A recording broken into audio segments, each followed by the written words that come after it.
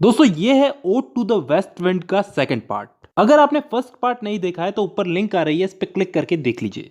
दोस्तों पिछली वीडियो तक मैंने आपको इस पोयम के फर्स्ट कैंटो तक की एक्सप्लेनेशन दी थी।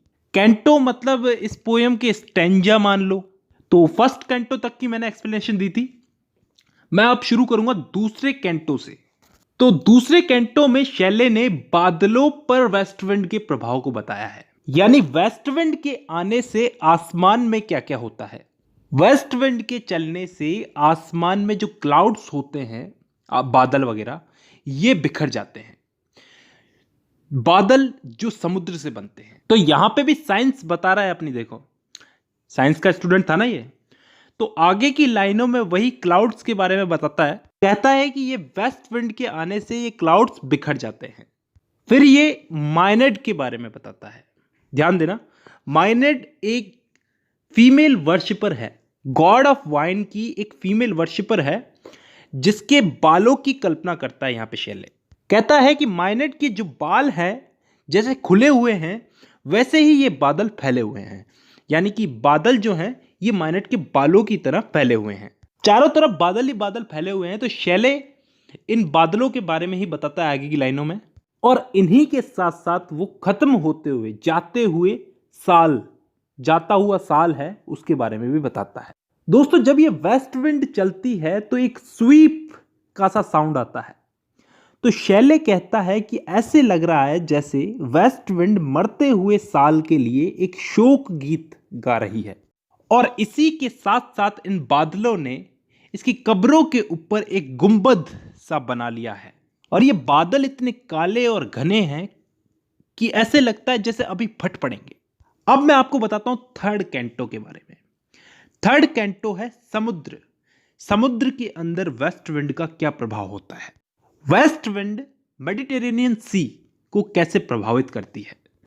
पॉइंट यहां पे कहता है कि तुम्हारे आने से पहले, यानी कि वेस्ट विंड तुम्हारे आने से पहले तक तो समुद्र में शांति रहती है, मतलब कोई हलचल नहीं होती, लेकिन तुम्हारे आते ही सब कुछ बिखर सा जाता है।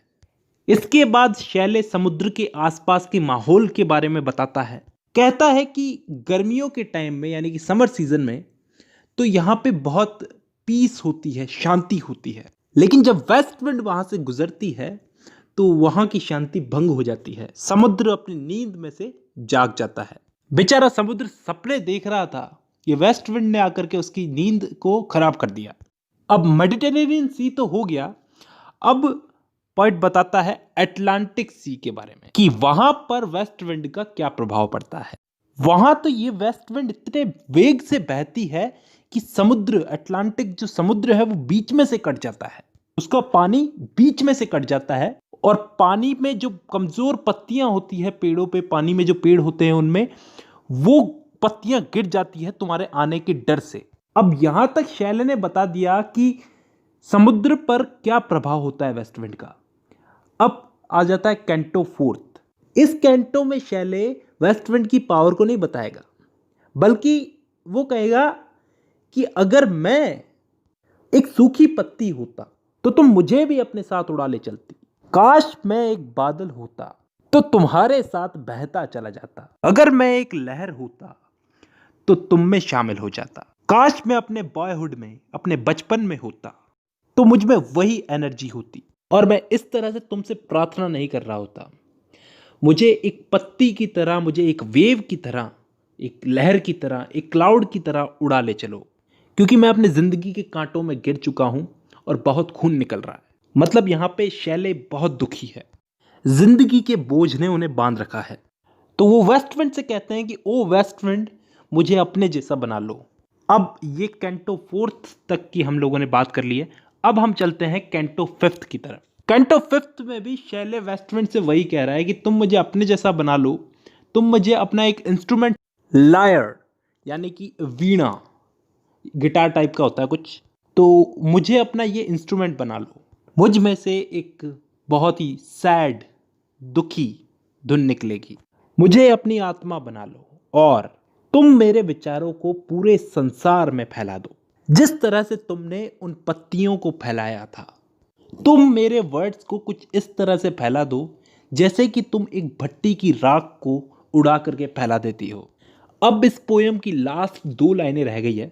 The trumpet of a prophecy, O wind, if winter comes can spring be far behind. मतलब तुम ये ट्रम्पेट यानी कि विगुल बजा दो कि अगर विंटर आई है तो क्या स्प्रिंग नहीं आएगी। मतलब जिंदगी में दुख आया है तो क्या सुख नहीं आएगा। तो यही सीधा सा मतलब है इस लाइन का। और दोस्तों यहीं पे ही ये पोयम खत्म होती है। वैसे अगर मैं ये पोयम लाइन बाय लाइन समझाता तो बहुत लंबी वीडियो हो जाती दोस्तों, लेकिन इस पोयम में मैंने जितने भी वर्ड्स बोले हैं बहुत ज्यादा इंपॉर्टेंट है दोस्तों। सो एक बार इस वीडियो को वापस देखना। अभी के लिए तो इस वीडियो में इतना ही। मैं इस पोयम का पार्ट 3 लेकर के आऊंगा जिसमें मैं इस पोयम से रिलेटेड जितने भी इंपॉर्टेंट क्वेश्चंस होंगे उन सब क्वेश्चंस को कवर करूंगा। तो दोस्तों आज की वीडियो में बस इतना ही। अब मुलाकात होगी आपसे अगली वीडियो में, तब तक के लिए धन्यवाद।